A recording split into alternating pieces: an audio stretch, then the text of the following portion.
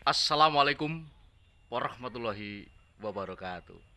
Bagaimana kabar rekan-rekan mahasiswa dimanapun Anda berada?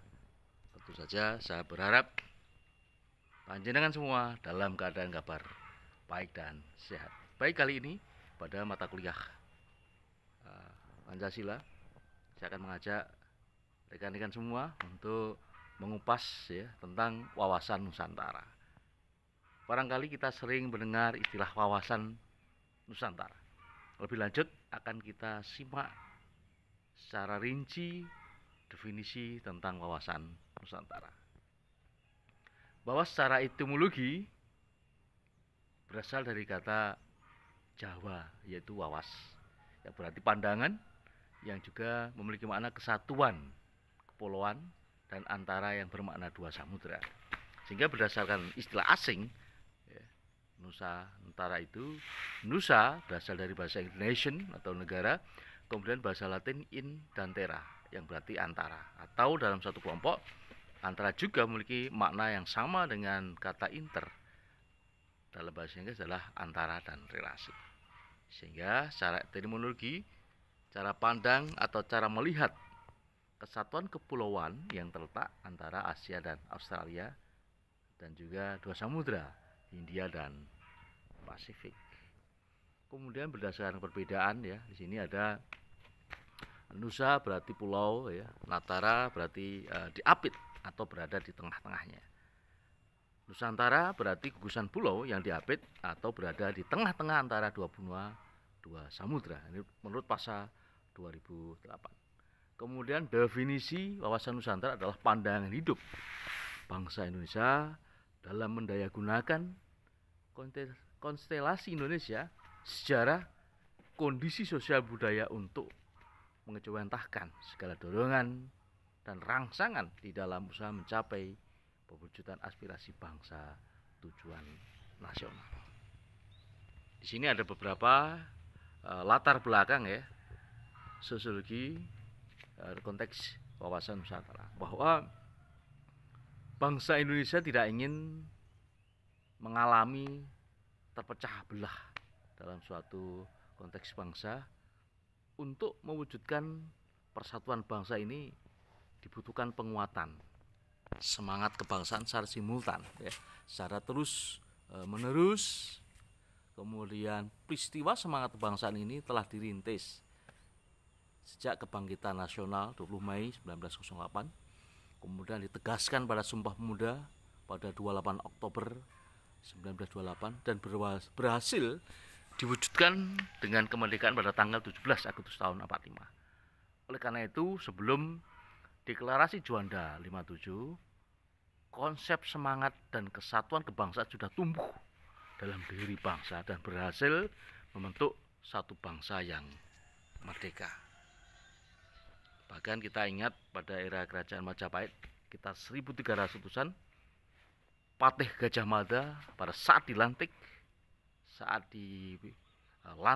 oleh seorang Prabu, menyampaikan dengan sumpah yang sangat terkenal, yaitu Sumpah Palapa, yang berupaya untuk tidak akan bersenang-senang sebelum bisa mempersatukan seluruh wilayah Nusantara, yang mana wilayah Nusantara saat itu melebihi wilayah Indonesia saat ini, seperti Malaysia, kemudian Thailand, Singapura adalah wilayah taklukan kerajaan Majapahit. Bayangkan pada tahun 1300 dengan keterbatasan armada dan belum ada komunikasi secanggih teknologi saat ini, misalkan WhatsApp, kemudian Facebook, tapi betapa hebatnya para leluhur kita mampu mempersatukan, kemudian menaklukkan wilayah-wilayah kerajaan-kerajaan yang sebesar itu untuk dalam suatu persatuan di bawah kerajaan Majapahit. Kemudian nama Indonesia berasal dari dua kata, yaitu bahasa Yunani, yaitu Indo atau Hindu, berarti Hindia dan Asia, kemudian Nesos yang berarti pulau. Dengan demikian Nusantara bisa sinonim kata Indonesia menunjuk pada wilayah ya, sebaran pulau yang berada di antara dua samudra, yaitu Samudra Hindia dan Pasifik, benua Asia dan Australia. Kemudian kita ingat pada perkembangan nama Nusantara tersendiri itu dimulai pada saat Kerajaan Majapahit, yaitu Sumpah Palapa dari Patih Gajah Mada yang diucapkan pada upacara pengangkatannya 1336 Masehi. Ini dimuat pada kitab Pararaton. Kemudian masa pra kemerdekaan, bagaimana pesan Ki Hajar Dewantara tentang kata Nusantara menggantikan sebutan Hindia Belanda, Nederland Indisch. Kemudian ketika ada Sumpah Pemuda, merupakan suatu peristiwa Sumpah Pemuda yang digunakan istilah sebagai pengganti Nusantara. Kemudian pada tujuan wawasan Nusantara ada beberapa hal yang kita simak bersama. Tujuan wawasan Nusantara keluar adalah menjamin kepentingan nasional dalam era globalisasi yang kian mendunia maupun kehidupan dalam negeri. Artinya apa? Turut serta melaksanakan ketertiban dunia berdasarkan kemerdekaan, perdamaian abadi, keadilan sosial dengan sikap saling menghormati. Bangsa Indonesia harus terus mengamankan dan menjaga kepentingan nasionalnya dalam kehidupan internasionalnya di semua aspek kehidupan, baik politik, kemudian ekonomi, sosial, budaya maupun pertahanan dan keamanan, demi tercapainya tujuan nasional yang tertera dalam Undang-Undang 45. Kemudian pada konteks tujuan wawasan Nusantara ke dalam adalah menjamin persatuan dan kesatuan di segenap aspek kehidupan nasional, baik pada aspek alamiah, aspek sosial ya, bahwa bangsa Indonesia harus meningkatkan kepekaannya dan berupaya mencegah faktor-faktor yang menyebabkan timbul disintegrasi bangsa sedini mungkin, juga terus mengupayakan terjaganya persatuan dan kesatuan dalam kebinekaan. Karena akhir-akhir ini kita cukup prihatin ada isu-isu yang beredar di media sosial, kemudian propaganda yang mencoba untuk memecah belah persatuan dan kesatuan kita. Kemudian salah satunya adalah digulirannya misalkan tentang paham-paham radikalisme yang mencoba membangun isu-isu yang berujung pada perpecahan. Kemudian ada lagi isu-isu tentang ras, isu-isu tentang SARA yang ingin mencoba melihat perbedaan ini dari konteks saling bersaing, kemudian tidak menghormati, kemudian saling merasa sebagai suku yang tertinggi, menganggap suku lain adalah di bawahnya. Ini sangat tidak tepat, bahwa perbedaan yang ada pada konteks adalah kebinekaan Tunggal Ika. Berbeda-beda tetap satu jua, memiliki berbagai macam suku, bangsa, kemudian adat dan daerah, yang mana masing-masing merupakan satu kebudayaan daerah yang memperkuat, yaitu kebudayaan nasional. Ada 4 fungsi wawasan Nusantara. Pertama adalah wawasan pertahanan dan keamanan nasional, kemudian kedua wawasan kewilayahan Indonesia, ketiga wawasan pembangunan, dan yang keempat adalah konsep ketahanan nasional. Nah, pada wawasan pertahanan keamanan nasional, bahwa pandangan geopolitik negara Indonesia memandang mencakup seluruh tanah air serta segenap wilayah negara kesatuan Republik Indonesia merupakan yang dijaga, yang diamankan oleh segenap pemerintahan dan juga rakyat Indonesia, sehingga tidak bisa ketika negara lain mencoba mengusik, mengganggu wilayah tanah air dengan segenap wilayah negara kesatuan Indonesia, maka negara dan seluruh rakyat akan bertindak cepat untuk menyelesaikan problem-problem tersebut, karena adalah menjadi kedaulatan negara Indonesia. Kemudian pada konteks kedua adalah wawasan kewilayahan Indonesia adalah memahami mengenai batas wilayah Indonesia agar terjadi terhindar dari potensi sengketa dengan negara lain. Beberapa waktu yang lalu cukup menjadi perhatian ya, ada pulau pasir di sebelah Pulau Jawa dengan Australia yang sempat menjadi perdebatan ya, yang secara geografi adalah menjadi wilayah Indonesia ya, yang memang secara turun temurun pulau tersebut adalah diduduki dan digunakan para nelayan di NTB untuk mengeruk dan mendapatkan ikan ya. Namun dari pihak Australia mengklaim itu adalah wilayah negaranya. Ini menjadi suatu polemik dan sengketa. Kemudian dari negara-negara PBB juga mengatakan bahwa itu adalah wilayah Indonesia. Dan segera dari para negara-negara PBB mengatakan untuk Australia tidak mengambil sikap yang melebihi batas. Ini menjadi sebuah konflik sengketa yang dibahas oleh negara-negara di tingkat dunia internasional ya. Bahkan Cina juga mengklaim supaya Australia tidak main-main dengan Indonesia, karena Indonesia sudah telah terbanyak bukti ketika sudah urusan konflik, urusan diganggu, siap berperang dan selalu siap untuk menjaga kedaulatan tanah air ya. Karena rakyat kita sudah teruji kalau sudah urusan dijajah, rasa nasionalisme kemudian rasa kebangsaan ini tumbuh bersama, senasib seperjuangan.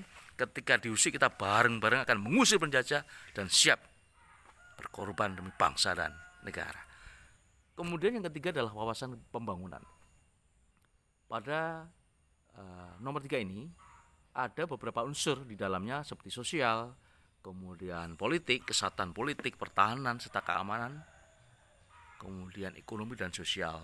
Ekonomi menjadi bahasan bagaimana suatu negara terus dikembangkan, terus membangun seperti halnya di Indonesia.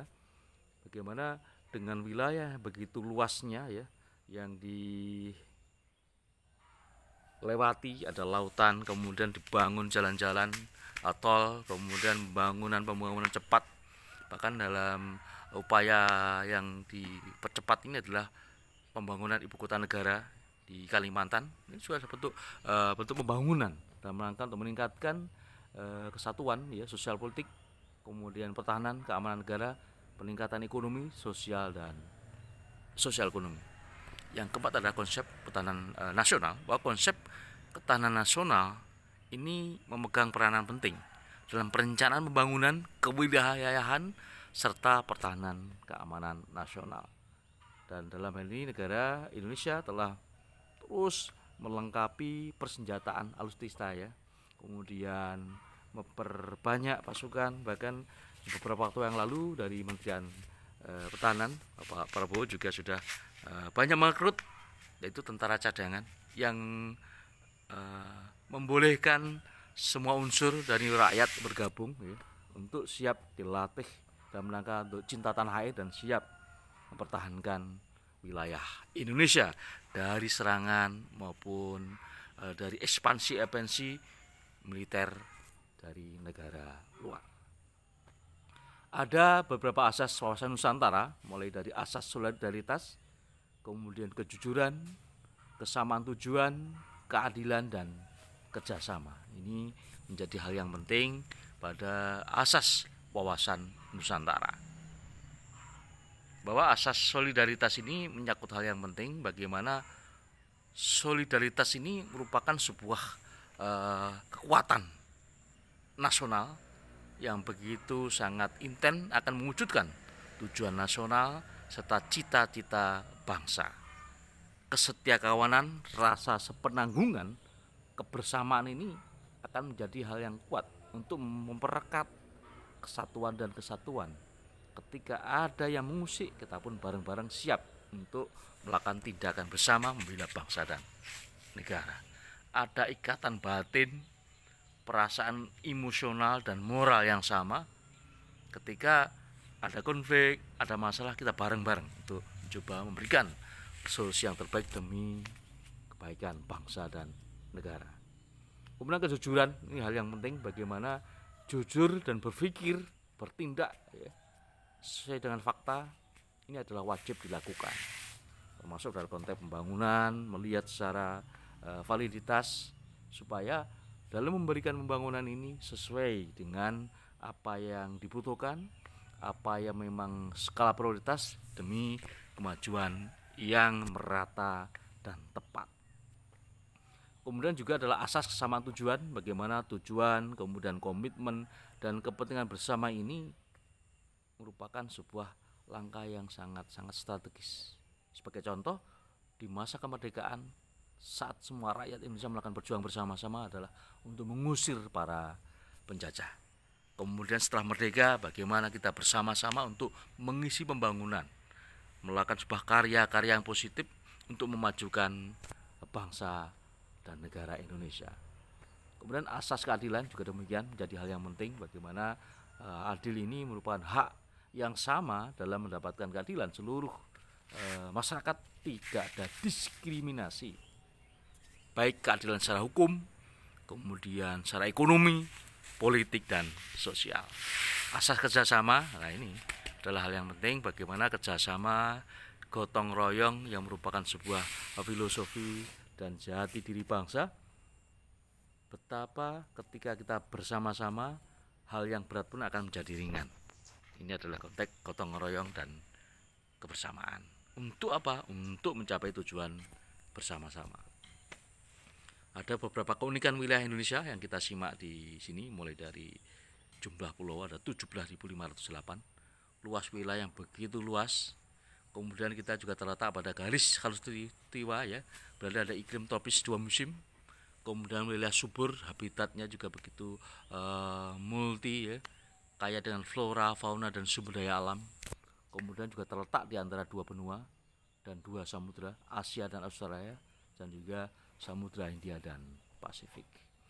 Ruang lingkup wawasan Nusantara, nanti silakan disimak, materi akan kami berikan di grup tentang materi-materi lebih lanjut ini. Di sini ada ruang lingkup ya, pertama adalah kesatuan pertahanan dan keamanan, kemudian kesatuan politik, kesatuan sosial budaya, dan kesatuan ekonomi. Kemudian ada implementasi pertahanan dan keamanan. Dari pertama adalah membentuk sikap dan kedisiplinan dalam membela tanah air, kemudian melaporkan segala hal yang mengganggu keamanan pada aparat yang berwenang. Kemudian yang ketiga, meningkatkan rasa persatuan serta solidaritas baik dalam satu daerah yang sama maupun daerah yang berbeda, karena kita adalah satu, yaitu Indonesia, Bhinneka Tunggal Ika.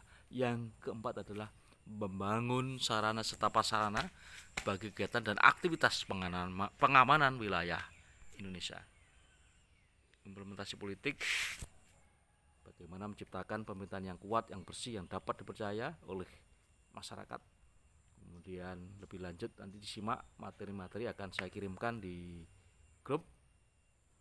Kemudian tugas-tugas akan saya sampaikan di sana, bahwa tantangan implementasi ada 3 ya, perkembangan pesat teknologi, kemudian kapitalisme global, dan pemberdayaan masyarakat.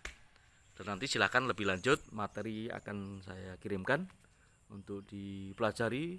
Setelah nanti di akhir ada tugas yang silakan dikerjakan lewat link yang akan kami sediakan. Terima kasih banyak. Salam sehat dan semangat. Terima kasih. Akhirul kalam. Wassalamualaikum warahmatullahi wabarakatuh.